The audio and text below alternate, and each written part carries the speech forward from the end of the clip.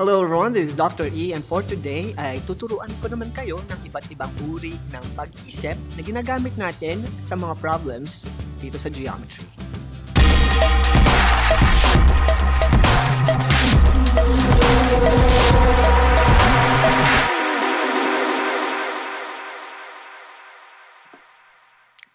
In mathematics, mahalaga or hindi lang mahalaga na magaling tayong magmemorya ng mga formulas para masagutan natin yung mga measurements ng ating mga missing parts sa mga geometric figures. Kailangan din matutunan natin kung paano ba mag-isip para makabuo tayo ng mga theorems at mga statements mathematically. At yan ang ating gagawin dito sa ating lesson in geometry. So, uumpisahan natin yan sa tatlong pamamaraan kung paano tayo mag-iisip analytically sa mga problems sa geometry. At uunahin na natin ay ang paggamit ng logic to understand patterns. So, logic and patterns ang ating keyword. At paano nga ba natin gagamitin yung ating logical thinking para makabuo at maisip ang pattern ng ating mga series of numbers. So, unahin na natin itong 3, 4, 6, 9, 13, and 18. Base lamang sa logic at tamang mathematical thinking, paano nyo kaya maiisip kung ano ang susunod na number after 18? And to be able to do that, we need to use our logic para magamit or makita yung unique operation and numerical constant na pwede nating gamitin para mabuo or makuha yung pattern ng ating series of numbers. So in this case, constant nga ba yung numerical value na idadagdag natin? Kasi nakikita nyo, nag-i-increase yung mga numbers natin para makabuo tayo ng pattern dito. So let's say meron tayong 3, 4, 6, 9, 13, and 18.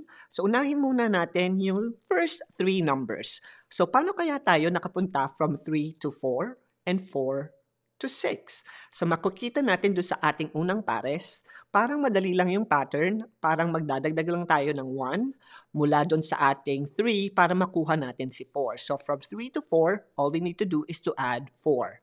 Pero ganun din kaya ang ating constant na idadagdag sa 4 para makapunta tayo kay 6. So kung susubukan natin si 1, makikita natin na parang hindi naman pwedeng 1 yung idadagdag natin kay 4 kasi 4 plus 1 is equal to 5 at hindi equal to 6. So let's try 2. So mapapansin nyo na nag-increment tayo ng isa. So from 1, naging 2, kaya 4 plus 2 is equal to 6. At kung makikita nyo sa pattern, maaaring from 6 to 9, mag-add naman tayo ng 3 to be able to go from 6 to 9. At makikita nyo na yung pattern na yung ating numerical value na i-add natin doon sa ating pattern para makuha natin yung sequence ay mag-i-increment lang ng 1 unit para makabuo tayo sa susunod na sequence. So, ibig sabihin nun, para makapunta tayo kay 13, so nakita na natin yung pattern, so magdadagdag naman tayo dito ng 4. So, 9 plus 4 is equal to 13, kaya meron tayong 13 doon sa ating susunod na term ng ating sequence. And going to 18, nakapunta tayo kay 18 from 13 kasi nag-add naman tayo ng 5 para makuha natin yung susunod na number.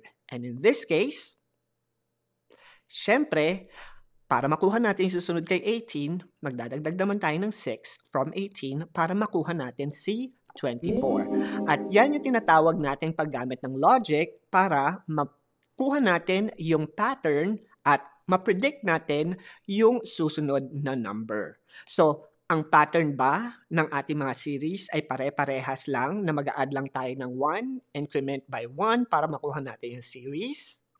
Siyempre, hindi.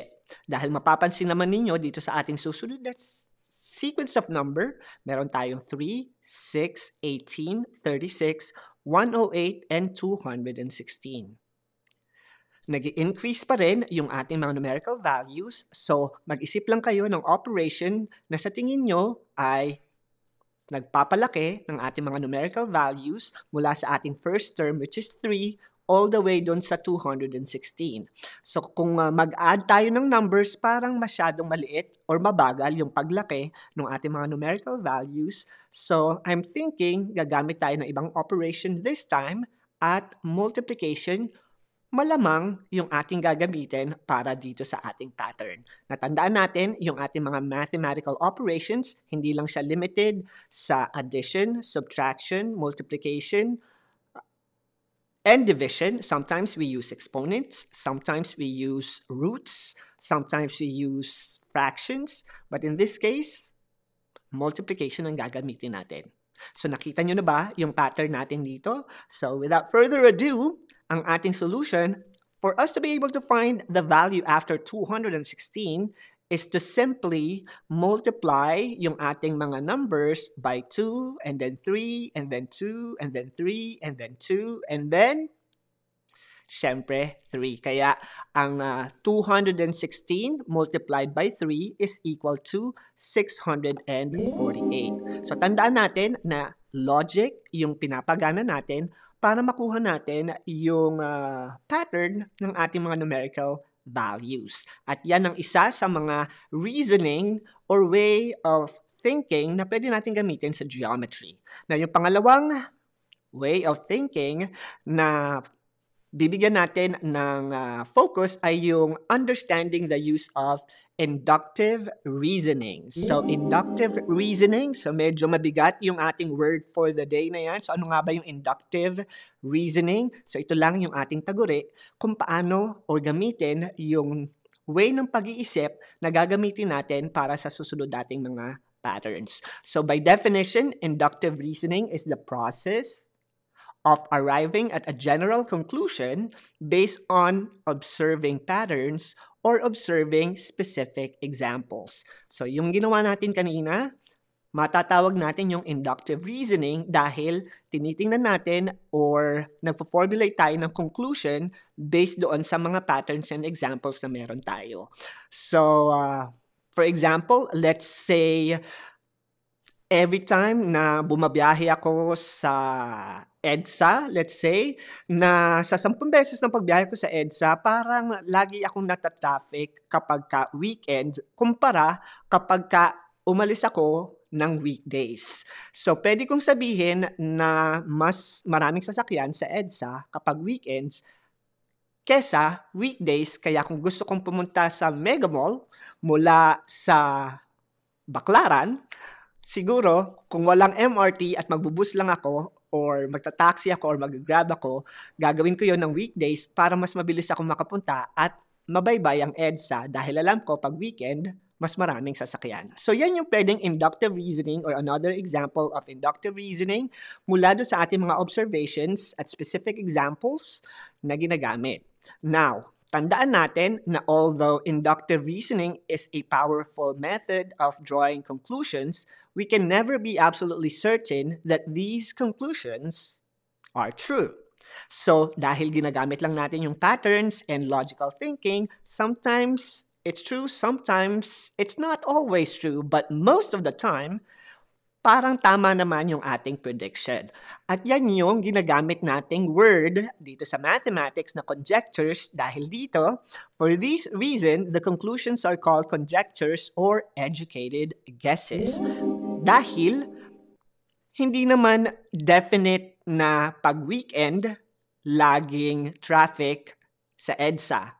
Merong one time, pumunta ako or ginamit ko at binaybay ko ang EDSA ng Sabado, pero walang ka-traffic, pati na rin linggo. And then, ang kadahilanan nun is may event, probably boxing event ni Pacquiao na umabot or nagsakto sa Sabado or Miss Universe pageant, kaya wala masyadong sasakyan sa EDSA, kaya katakataka or unusual na walang traffic. Dahil conjecture lang naman yung ginagamit natin na every weekend nga ay walang traffic sa EDSA. So yan yung inductive reasoning, kaya kung gagamit tayo ng example, let's say meron tayong mga patterns na pag-iisipan para malaman natin yung susunod na numerical value dito sa 1, 1, 2, 3, 5, 8, 13, and 21. Kailangan lang natin gamitin yung ating inductive reasoning para makuha yung susunod na number after 21. So, mapapansin ninyo, paano nga ba from 1 is to 1, and then 1 naging 2, 2 naging 3, 3 naging 5. So, ang pattern natin dito, pili lang tayo ng 4, 1, 1, 2, and then 3. So mapapansin ninyo yung ating first term, ayun yung ating placeholder. So ibig sabihin, parang nag-add lang tayo, or ina-add lang natin yung mga first two sets ng ating term, and then yun yung susunod na term natin. So paano nga ba natin ito ma-visualize? So mapapansin ninyo kung paano tayo nakapunta dun sa third term, which is 2, inad natin si 1 and 1. 1 plus 1 is equal to 2. Now, ibig bang sabihin nun, para makuha si 3, kailangan lang nating i-add yung dalawang terms before that number? Tingnan natin, 1 plus 2 is equal to 3. So mukhang yung pattern natin is tumutugma doon sa ating inductive reasoning na para makuha natin yung susunod na pattern, kailangan lang nating i-add yung dalawang previous terms ng ating number. So ibig sabihin nun, 1, 1, 2, 3, and 5 to go from 3 to 5, inad lang natin si 2 and 3, which is true dahil 2 plus 3 is equal to 5, and to go to 8, 3 plus 5 is equal to 8. So alam na natin ngayon na ang susunod na number after 21 using inductive reasoning is i-add lang natin si 13 and 21 para makuha natin yung ating number after 21, which is 34. So yung ginamit nating pamamaraan, tulad ng ginamit natin kanina, ay ang tinatawag nating inductive reasoning. So kung meron tayong pattern tulad ng 23, 54, 95, 146, 117, and 98, ano kaya sa tingin nyo ang dapat nating gawing pattern? So mapapansin niyo parang tumaas and then biglang bumaba sa 98 yung ating number. So ano kaya ang pattern na pwede natin gamitin para maisip yung susunod na number sa 98? So multiple operations maaari ang pwede natin gamitin, or just simple pattern na pwede natin gamitin mula dito sa ating sequence of numbers. So 23, naging 54, naging 95, and using inductive reasoning, I'm sure may mga sagot na kayo, pero ito yung ating solution. Mapapansin ninyo na yung 2-digit number natin, ina-add natin para makuha natin yung susunod na number sa sequence. So 2 plus 3 is equal to 5, and then yung susunod na number kay 3 ay 4, kaya ang naging number natin is 54. So yan kaya yung pattern na ginagamit natin para makarating tayo sa 95 and 146. So subukan natin yung ating inductive reasoning para sa pattern na ito. So sabi natin 2 plus 3 is equal to 5, kaya naging 5, and then yung second digit, nakuha natin yan doon sa number after 3. So that means 5 plus 4 is equal to 9, and after 4 is 5, kaya meron tayong 95. Tama pa rin kaya ang pattern na iyon dito sa ating value, which is true, kaya 146 yung number natin dito dahil 9 plus 5 is equal to 14. At yung ating number, 14, ang susunod number is 6, kaya naging 146. So, kung titingnan natin yung ating mga numerical values, so para makuha natin si 179 mula sa 98, so ang nangyari is 9 plus 8 is equal to 17, at yung susunod na number natin kay 8 is 9, kaya 179 yung ating numerical value. Kaya yung number pattern natin dito is nakuha natin mula dito sa pattern na nagawa natin dahil sa inductive reasoning. At yan yung pangalawang way of reasoning or thinking na ginagamit natin sa geometry. At ang pangatlo natin ay yung pag-form ng conjectures or educated guesses and find counterexamples. So ano bang ibig sabihin ng counterexamples? At since alam na natin ang ibig sabihin ng conjecture, conjecture are conclusions based on our educated guesses or from the patterns na nakikita natin. Ang counterexample naman, ibig sabihin yan is an example that shows that a conjecture is false. So, paano ba natin paano tayo makakapagbigay ng counterexample? Let's have an example like this. We have a conjecture. At sabi sa conjecture, the product of two numbers is always greater than either the number. So, paano ba natin iintindihin yung conjecture na yan? Ibig sabihin, ang operation na ginagamit natin is multiplication. So, pag nag-multiply daw tayo ng dalawang numbers, yung sagot niya or yung product ay laging mas malaki doon sa digits na ginamit natin. Tingnan natin ang example. Ang example niyan, kung meron tayong 3 times 4, it's equal to 12. So, alam natin na yung product is 12 na mas malaki kay 3 at mas malaki kay 4. So, yung ating conjecture is true for this specific example. At I'm sure makakapag-isip pa kayo ng maraming examples na pasok sa ating conjecture. Let's say 2 times 3. 2 times 3 is 6. Ang 6 ay mas malaki kay 2 at ang 6 ay mas malaki kay 3. Now, meron ba kayong counterexample na pwedeng maisip para yung ating conjecture ay maging false or incorrect? And I'm sure marami na kayong example na naiisip at ito ang example or counterexample rather na meron ako to prove that this conjecture is false. Because pag minultiply natin si negative 2 and 4, which is negative 8, at alam natin na ang negative 8 ay hindi mas malaki kay 4 dahil mas maliit si negative 8 kay 4. And at the same time, si negative 8 ay mas maliit din kay negative 4. So, nakuha tayo ng counterexample at yan yung ating conjecture. Tulad nga ng conjecture na ginamit natin sa previous example na weekend, pero bakit parang hindi traffic? Dahil yung ating counterexample is that weekend fall sa isang Pacquiao match or isang event na or probably suspension dahil sa pandemic kaya walang traffic ng weekend. So yun yung mga counterexamples ng mga conjecture na meron tayo. So yan yung ating 3 ways on how we are thinking mathematically. Kaya another example of giving a conjecture is this one. All people in the USA are Americans. So makakapag-provide ba kayo ng counterexample?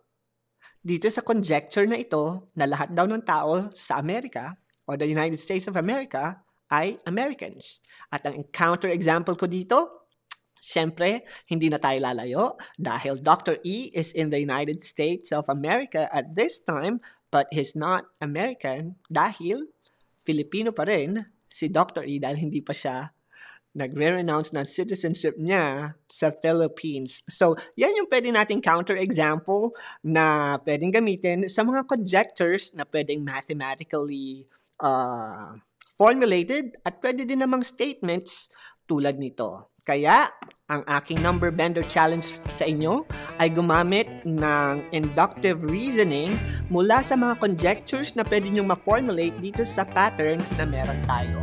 So ano kaya sa tingin ninyo ang susunod na pattern dito sa ating series of shapes and dots dito sa ating sequence? At yan ang ating lesson on reasoning or specifically inductive reasoning at yung mga examples on how to understand kung ano bang ibig sabihin ng conjectures, ano ba ang ibig sabihin ng counterexamples, at ano ba yung mga terms na ginagamit natin sa geometry to formulate a statement mula dun sa ating mga theorems na binubuo sa ating mga shapes and relationship of lines mula sa mga lesson natin in geometry. So this is Dr. E and see you again next time. Bye!